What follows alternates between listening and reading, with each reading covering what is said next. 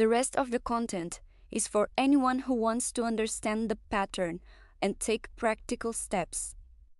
The inner child didn't stay in the past.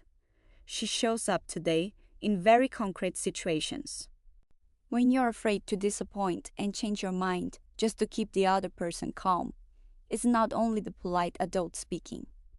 When you feel guilty for choosing yourself, for saying no, for prioritizing rest, for accepting a compliment without downplaying it, the reaction has an old age. When you panic at rejection, when you need approval to feel valid, when you stay silent so you won't lose love, when you procrastinate out of fear of making a mistake, when you want to quit at the first sign of discomfort, or when you chase perfection to deserve acceptance, the memory that's active is from someone who learned in another time that she had to adapt to survive. The phrase that sums it up is blunt and useful. The adult has an age, the reaction has a memory. You can be 40 and, in the moment of conflict, criticism, or choosing yourself, react with the same urgency and fear as at 7. It's not weakness. It's the nervous system and the identity bringing into the present a program that was installed when you had no way to question it. Quick example.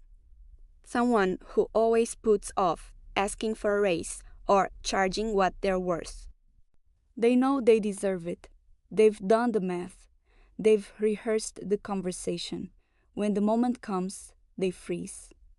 Behind it is usually the child who learned that asking was dangerous, that being a bother could cost love, or that standing out drew criticism. The adult has an age and even arguments. The reaction has a memory. Recognizing that isn't an excuse to stay stuck. Is the first step to separate. Is this old fear our real risk today? Most of the time, it's more old fear than current risk. Another example. Someone who avoids conflict to the point of swallowing years of dissatisfaction in a relationship or at work. The child who was afraid of being scolded or abandoned stayed quiet. The adult keeps staying quiet, even when the cost of not speaking is worse than the cost of speaking. Again, recognizing it's an old pattern isn't an excuse. It's what makes change possible. Because as long as you think that that's just how I am, you won't try. When you see, that's how I learned to be to survive, you can start testing. What if I speak up once, calmly, and see what happens? That program was installed in the form of beliefs. Beliefs that often don't even sound like sentences in your head. They sound like truth. I need to please to be loved. I can't make mistakes. Standing out is dangerous. Receiving is selfish. Resting is laziness. I'm responsible for everyone else's well-being. If I myself, I might be rejected. Those ideas weren't born from logic.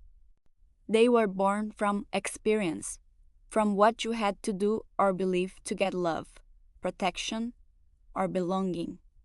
When the child had no words to question, she absorbed. And what was absorbed still runs today's decisions. You're not crazy or weak. You're replaying an old program. The first step to change isn't to blame yourself for having the program. It's to recognize that it exists and has a name. From there, you can start asking, does this belief still serve me? Is this decision coming from me or from the frightened child? Many people think naming a belief is making excuses. It isn't. It's seeing the thread that links what you do today to what you learned when you had no choice. When you name, I believe receiving is selfish, or I believe if I'm myself, I'll be rejected, you're not playing the victim. You're mapping. And a map allows a detour. You can decide, little by little, to test. What if I accept this compliment without diminishing it? What if I stayed in it and the world doesn't end? The test is small. New evidence is what starts to update the program. And when you notice that a decision of yours came from the child you avoided, people pleased, fled, means you don't have to punish yourself. Punishing is another way of not holding her. You can just notice. This time, the child decided. Next time, I can pause and let the adult step in. The goal isn't perfection. It's more awareness and, over time, more choice. What in you today still looks like the child becomes clearer when you look at the thread from past to present. The child who was afraid of being scolded became the adult who avoids confrontation. The child who had to be good to be loved became the adult without boundaries, who says yes when she wants to say no. The child who couldn't make mistakes became the anxious, stuck adult who'd rather not try than risk failure. The child who wasn't seen became the adult who keeps trying to prove her worth through work, caring for others, or achievement. The child who lived in instability became the adult who distrusts peace, who thinks something bad will happen when things are good or that she doesn't deserve what she's receiving. Those threats aren't condemnation, they're a map. When you identify which child is speaking, the one afraid of being scolded, the one who had to be good, the one who couldn't, you stop thinking, is just how you are, and start seeing is how you learn to be to survive. And what was learned can be revisited. A quick mental exercise is useful in a recent situation where you reacted with strong intensity. Anger, fear, guilt, urge to disappear. Menos. Ask. Which child might have been speaking? The one who couldn't? The one who wasn't seen? The one who lived in instability? Just naming it already reduces the fusion a bit. You stop being only, I'm just like that, and become a part of me that carries this is active. And from there you can choose who responds, the child or the adult. Before that adaptation, there was an essence: curiosity, spontaneity, creativity, sensitivity, courage, imagination, joy, presence. Over time, the child learned what she had to do to get love, protection, or belonging. She didn't lose the essence entirely. She just started hiding it to survive. The phrase worth keeping is this: you didn't lose your light. You learned to cover it. That changes the question. Instead of, what's wrong with me? The question becomes, what did I hide to protect myself? And what can I little by little allow again? The light didn't disappear. It was protected, and protecting isn't the same as erasing. Many people spend their lives being told they were too much, too sensitive, too intense, too much of a dreamer. So they learned to shrink. Curiosity, creativity, joy for no reason were put in a drawer. Inner child work, in this part, is opening that drawer, not all at once, with safety. Asking, what can I allow to show up again, even if it's just a little? Sometimes it's drawing again. Sometimes it's dancing alone at home. Sometimes it's saying this matters to me without apologizing. Inner child work, in this line, isn't about going back to being a child. It's recognizing what was stored and creating conditions so the adult can choose what to bring back into life today. Childhood can leave clues to your nature, your energy, and what made you feel alive. Not as an absolute rule that true calling was always in childhood Sometimes life changes, and what makes sense today is different. But as a window, what you played when no one was telling you what to do. What made you lose track of time? What you invented? What enchanted you? What you wanted to express?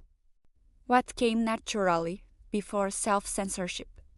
Sometimes, calling doesn't show up as an exact profession, but as essence, caring, teaching, creating, leading, organizing, imagining, communicating, protecting, building, beautifying, investigating.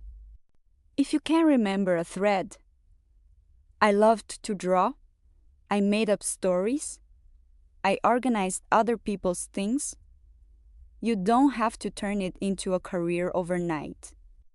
You can just notice, does this still touch me? Is there a little of this in my life today? If not, what would be a small step to bring this energy back? Some people say, I hardly remember my childhood. That's okay. What matters isn't recovering every memory, it's recognizing today's pattern. You don't need to know exactly when the belief was installed to notice that I need to please or I can't make mistakes is still active. The work is in the present. When that voice shows up, who will respond? The child or the adult? Memory helps give context, but it's not required to store. The goal isn't nostalgia. It's reconnecting with what was genuine before so much adapting, and it's not required that today's calling or pleasure come from childhood. Some people discover passions in adulthood that never had room in the child. What matters is the question, is there something in my life today that's essence and something that's pure adaptation? And am I willing to give a bit more space to essence, even in small doses? Menos a hobby, a sentence you didn't used to say, a boundary you set. Nurturing the inner child in a healthy way is what keeps the video from staying only in the wound. It includes speaking to yourself with more kindness. Instead of, I'm stupid for messing up, I messed up and I can learn. It includes resting without guilt. The body and mind need pause. The child who was pushed too hard needs permission to stop. It includes making space for innocent pleasure, playing, creating, drawing, dancing, writing, without it having to become a product or result. It includes validating emotions without ridiculing what you feel. If you're afraid, it's not silly, it's fear. If you're sad, it's sadness. Holding isn't obeying every impulse. It's not treating what you feel as the enemy. It includes keeping small promises to yourself. I'll go to bed earlier tonight. I'll have a coffee in peace. When you keep them, the part inside that didn't trust protection starts to get a signal. Someone here is taking care of me. Hyperparenting in practice is that small repeated acts. Today I don't put myself down when I. Today I sit down to eat without my phone. Today I say I'm tired instead of pushing until I drop. No one has to see. The inner child registers. Someone is on her side. Over time, the feeling that you can't trust anyone, menos not even yourself, starts to ease. Not overnight, with consistency. It includes creating routine and protection that may have been missing before. Schedules, boundaries, a place that's yours. And it includes allowing joy without assuming something bad will happen. Many people sabotage well-being because the child learned that peace was dangerous, that when things got good, something broke. Allowing joy to exist without internal punishment is an act of reparenting. And it includes, when it makes sense, bringing movement and creativity back into the body. Dancing, drawing, singing, writing, with no aim to publish. The child who played without performing can have a corner again where the result doesn't matter, only the process. The adult who works and makes decisions can also have a space where spontaneity is allowed. The two coexist. And it doesn't have to be big. 5 minutes of something you loved as a child, with no productivity goal, already counts. What matters is the internal message. You deserve pleasure, you deserve rest, you deserve to be seen by yourself. But there's one point that can't be skipped. The inner child needs to be heard, held, and protected, means, and she cannot drive adult life. When the child decides, you avoid hard conversations because discomfort feels unbearable. You flee conflict. You choose immediate pleasure over what would be better long term. You react from need. You do or don't do something, just so you won't lose the other. You seek validation over truth. You'd rather be approved than honest. You confuse fear with intuition. And you choose the familiar even when it hurts because the known feels safer than the new. The child's nervous system learned that the unknown was a threat. So, even when the familiar hurts, means a type of relationship, a type of work, a pattern of abandonment, it can feel safer than the new. The adult can recognize this is the child seeking the known, and I can choose to take a step toward the new, carefully, instead of repeating the same pattern. The central phrase here is this: the child can speak, but whoever decides must be the conscious adult. Listening to the child isn't doing everything she wants. It's recognizing what she feels, what she fears, what she needs, means, and then, with the adult mind, deciding what you'll do. Sometimes the decision will be to hold the fear and not push. Other times, it will be to hold the fear and still take the step, because the adult knows the child is reacting to an old danger that no longer exists in the same way. Example: you need to have a hard conversation with someone. The child wants to flee, disappear. Please? The adult knows the conversation is necessary. You don't ignore the child. You say inwardly, I know you're scared. I'm here. And the decision is mine. I'm going to have this conversation, and then we'll calm down. The child is held. The decision is the adult's. That's the pattern. Hold without obeying. Listen without handing over the wheel. How do you notice when the child has taken control? Some signs help. Emotional urgency. The feeling that it has to be now, that you can't wait, that you'll explode or fall apart if you don't react right away. Fear out of proportion to what's happening. A criticism becomes catastrophe. A no becomes abandonment. Intense need for approval. You only calm down when the other validates you. Urge to flee, disappear, or please at any cost. Impulsive reaction. You act and only then think. Feeling of, I'll die if this goes wrong. Trouble tolerating frustration. Any obstacle feels like a reason to quit. And taking everything very personally. Any comment is about you. Any silence is rejection. When you notice these signs, you don't have to judge yourself. You can just name it. The child is at the wheel.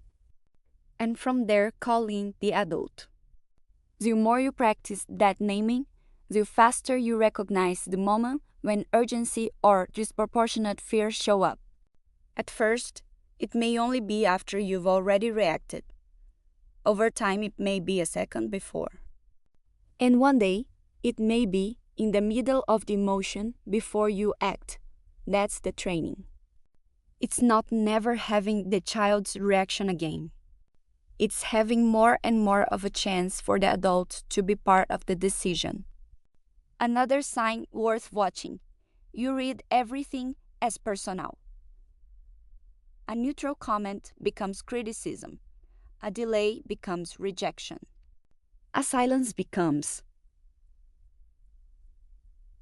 I don't matter. The child who wasn't seen was criticized too much tends to interpret the world through that filter. The adult can ask, is this fact or my reading? Sometimes the reading is right. Sometimes it's amplified by the wound. Telling the difference is the adult's job. How does the adult take the lead again? By pausing before reacting, even if only for a few seconds. Breathing and not answering at the peak of emotion. Naming the emotion. I'm afraid. I'm angry. I'm ashamed. Asking, who in me is speaking right now? Is it the frightened child or the adult who sees the situation as it is today, separating emotional need from real decision? The child may need to be held, to feel safe, to feel someone saw me. The decision to change jobs, end a relationship, or have a hard conversation doesn't have to be made in the heat of that need. Hold the pain without obeying it. You can feel, I don't want to do this, and still choose to do it, because the adult knows it matters. Or you can feel, I want to do this, and choose not to, because the adult knows it's not healthy. Choose a small, regulated action. Instead of the child wanting to flee everything, the adult chooses one step. Send a message. Put big decision off until tomorrow. Leave the room for 5 minutes. And remember, protection isn't prison. Protecting the inner child isn't avoiding every hard situation. It's not abandoning her in the middle of chaos. It's saying inwardly, I'm here, you're not alone, and the decision of how to act is mine. One small action that helps is literally pausing and breathing 3 times before responding when you feel the child has taken control. It's not magic. It's creating a 2-second space for the adult to step in. Who's speaking? What do I really want to do with this situation? If the answer is, I want to flee, you can hold the desire and still choose to stay. If the answer is, I want to explode, you can hold the anger and still choose not to explode. The emotion can be there. The action can be regulated before big decisions. Changing jobs, ending or starting a relationship, making a major life change, it's worth asking, is this decision coming from the adult or the child? The adult considers consequences, values, what you want for the years ahead. The child wants to flee discomfort, wants approval, wants the familiar, or wants to prove something. It's not that child is always wrong. Sometimes the body is saying, get out, and it's wisdom. But distinguishing, I'm leaving because it's right for me, from I'm leaving because I can't take the discomfort makes a difference. Same for staying. I'm staying out of love and choice, or I'm staying out of fear of being alone. The question doesn't have to paralyze. It has to give the adult a chance to be part of the decision. Some people sabotage their own happiness because the child learned that peace was dangerous. When everything is going well, the body or mind creates crisis. A fight, self-sabotage, illness, chaos, not out of malice. Out of invisible loyalty to a past where well-being didn't last or where being happy felt like betraying someone who was suffering. Recognizing that isn't without blaming parents. Is seeing the pattern and then asking, today, in my actual life, is peace still dangerous? Or can I start to tolerate things going right? Sometimes there's what's called invisible loyalty. The child internalized that being happy or having more than someone in the family was betrayal. So, success or peace bring guilt. Seeing that doesn't mean you have to cut ties. It means recognizing, is this guilt mine or an old program? And allowing yourself, little by little, to take your place without carrying the responsibility to fix everyone's past. Compliments, success, and love can feel uncomfortable for the same reason. The child who wasn't seen may feel she doesn't deserve. That if she accepts love, she'll be held to account. That if she stands out, she'll be cut down. Allowing yourself to receive the compliment, the raise, the good relationship is also an act of reparenting. It's not selfish. It's correcting the old belief that you're only worth what you do or how much you please. Many people play down compliments, refuse help, or sabotage success because receiving triggers the old voice. This isn't for me, or if I accept, they'll hold it against me later. The adult can ask, today, in my actual life, is receiving dangerous? Or can I practice receiving in small doses and see that the world doesn't fall apart? One step is accepting a compliment without correcting it. Another is asking for one small thing and letting the other give. The inner child learns that receiving isn't betrayal. There's an important difference between healing the inner child and infantilizing the adult. Healing is listening, holding, giving what was missing in terms of internal safety and self-empathy. Infantilizing is using the idea of my wounded child to avoid responsibility, to flee hard conversations, or to expect others to take care of you as if you had no resources. Example of the boundary. My child is scared of having this conversation is true and can be helped. So I won't have the conversation and the other person can just understand is the child at the wheel. The adult can have the conversation and then hold the child. We did it. You survived. I'm here. The work isn't to go back to being a child. It's to have the inner child finally cared for by you, the adult, so you can live with more wholeness. Reparenting in practice is that. You become the figure who gives your own inner experience what was missing. Consistency, listening, healthy boundaries, permission to feel without handing that whole task over to the world or a partner. A partner or friend can hold you, but they can't be the only source of safety. The idea is that you, as an adult, can calm yourself, validate yourself, and protect yourself from the inside out, not perfectly, but enough for the inner child to start trusting that there's someone in charge who won't abandon her. Grief for the childhood you didn't get to live is real.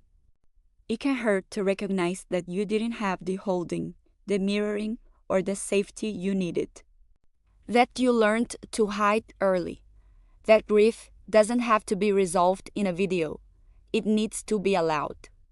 Making space for sadness isn't staying stuck in the past.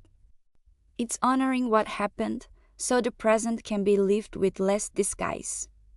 Some people need, at some point, a simple ritual, writing a letter to the child they were, or setting aside a moment of silence to say, I'm sorry for what you went through.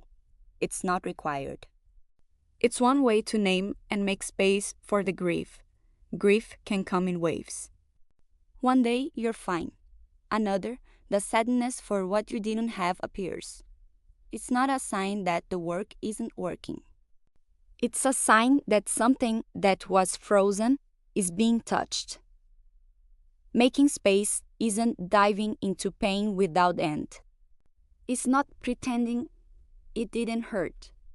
At the same time, don't romanticize the inner child to the point of using it as an excuse not to grow. My child is hurt can be true and still can't be the reason you don't have the conversation, don't set the boundary, don't take the decision. The child can speak. The adult decides. Sometimes the child and the adult want different things. The child wants total safety. The adult knows growing requires some risk. The child wants to be loved by everyone. The adult knows boundaries will disappoint some. The negotiation isn't about canceling the child. It's saying, I hear that you're scared, and I'm still going to do this, and I'll take care of you in the process. The child doesn't have to agree with every decision. She needs to know she's not alone. How do you recover creativity, pleasure, and presence without giving up maturity? By including in your routine in small doses what the child loved: movement, color, silence, play, creating with no goal. Not as escape, as restoration. It can be 10 minutes a day. It can be one Sunday a month. The criterion isn't quantity. It's that there be a space where you're not performing, not pleasing, and not pushing yourself. That space is where the inner child starts to feel safe enough to show up again. And when she does, in the form of curiosity, laughter, urge to create, the adult doesn't have to shut her down.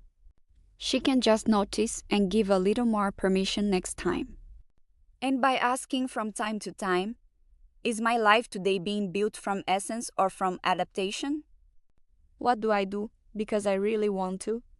And what do I do because I learned it was the price of love? A diagnostic question. In the past week, how many times did you say yes when you wanted to say no, or say no to something you wanted out of fear of others' judgment? Not to condemn yourself, to notice the pattern. If the answer is a lot, the next step isn't to become someone else. It's to choose one situation in the coming week where you want to try responding from the adult. Even if it's one sentence, one small boundary, I need some time to think. The response doesn't have to be radical. It can be an adjustment, a bit more essence, a bit less automatic adaptation, one step at a time. Imagine a week when you apply just one thing. Every time you feel emotional urgency or disproportionate fear, pause and ask, who in me is speaking? You don't have to change the decision on the spot. Just name it. The second time you do it, you can add, and what does the adult in me want to do with this situation? The goal of the week isn't to become someone else. It's to build a habit of pausing before handing the wheel to the child. 1 week, one question. The rest comes with time. What you're doing is training the adult to be present before the automatic reaction. Every time you pause and ask who's speaking, you're not only avoiding a bad reaction, you're sending a signal to the inner child. There's someone in charge who won't abandon you in the middle of chaos. And you're sending a signal to yourself. I can choose. Not always, not perfectly, but a little more than before. That a little more is what, over time, changes the pattern. In summary, the inner child didn't stay in the past. She shows up in your reactions, beliefs, and decisions today. Beliefs installed in childhood still run things. Recognizing them is the first step. What in you looks like the child? Menos avoiding confrontation, having no boundaries, needing to prove worth, is a map, not a sentence. You didn't lose your light. You learned to cover it. Childhood can leave clues to your nature. Use that with nuance, not as a rigid rule. Nurturing the child includes kindness, rest, innocent pleasure, validating emotions, and small promises kept. But child can drive. Whoever decides must be the conscious adult. When the child takes control, the signs are emotional urgency, disproportionate fear, need for approval, impulsive reaction. Taking the lead again means pausing, naming the emotion, asking who's speaking, holding the pain without obeying it, and choosing a small regulated action. 3 simple questions can help day to day. First, what am I feeling right now? Second, is this reaction the size of what's happening or bigger? Third, what would I do if I were deciding from the adult, not from fear? You don't have to answer all 3 every time. Just one already opens space. Healing isn't infantilizing. It's reporting yourself and living with more wholeness. If this made sense, save the video and come back when you need it. One practice for this week. In a situation where you feel urgency or strong fear, pause. Ask, who in me is speaking right now? And choose an action, even a small one, from the adult, not the child. It could be not sending the impulsive message. It could be saying, I need a minute, instead of exploding or disappearing. It could be keeping one small promise to yourself. Today, I'll rest without guilt. Or, today, I'll accept a compliment without diminishing it. It doesn't have to be big. It has to be conscious. If you manage to do it once, that's already proof that the adult can take the wheel again. In the days ahead, repeat it in another situation. The pattern doesn't change in one video. It changes in small repeated acts. The more you repeat the question, who's speaking, the more natural it becomes to bring the adult into the driver's seat. And every small action chosen by the adult, a boundary, rest without guilt, a compliment received, is a step of reparenting. Comment which practice you'll try first. Thanks for being here. See you in the next video.